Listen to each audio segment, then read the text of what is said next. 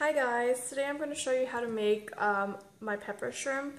It's kind of a cilantro pepper shrimp, and I have here is about a pound of shrimp with the shell on. I do have some without the shell on, but the best kind for this is the one with the shell on because it just has a lot more flavor.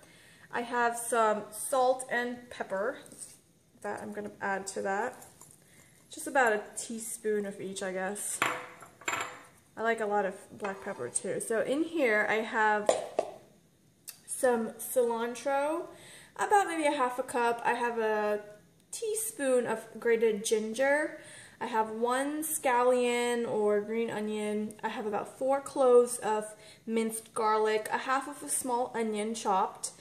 I guess about a half a cup of peppers. You can use green bell peppers as well, but this is what I have on hand, so this is what I'm using. And about a tablespoon or 2 tablespoons of ketchup. And I'm just going to add this all to this. It's really, really easy, but it's really good. Add all of that. And I'm just going to give this a little mix around. I also have some hot peppers here. These are habanero peppers. I have 2 of them because I like the heat. You can use as much or as little as you want, or even like if you have the pepper sauce, you can use some of that. But the fresh peppers is the best way to go because they have, I think it's so much better with flavor. Now, before I add my peppers, I'm cooking for a little one as well, and I want to make sure and take some out because I'm going to take the ones without the shell for her, so that she doesn't get in a shell. But I'm going to take it out before I add my hot peppers. So I'm just going to go ahead and take some out with all of the seasoning. We're going to cook it the exact same way, but she loves this as well. She loves this shrimp dish. So I like to make sure and take some out for her because she does enjoy this a lot. One more. Okay. So I'm just going to add in my peppers now. And I have some ketchup here.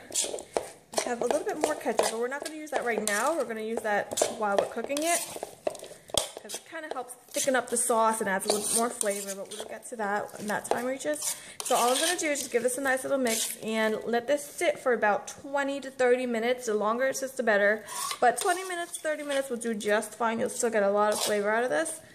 And that's it. I'll see you guys back when we're ready to put it in the pot.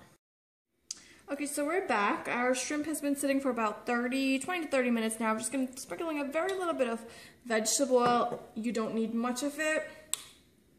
And I'm just going to let that, the pot is already pretty hot. I'm just going to dump it all in. As much as I can get out of that. The remaining little bit of seasoning that's left inside the bowl, we're going to add some water to that. About a cup and a half of water. We don't want to waste any of that goodness. It's really just, we need that cilantro. We're kind of going for that flavor. And it's cooking with the cilantro, so it's not going to be strong and overpowering. But I did want to say that if you don't have cilantro, you can use culantro, but you don't want to use as much because it can be a little bit stronger.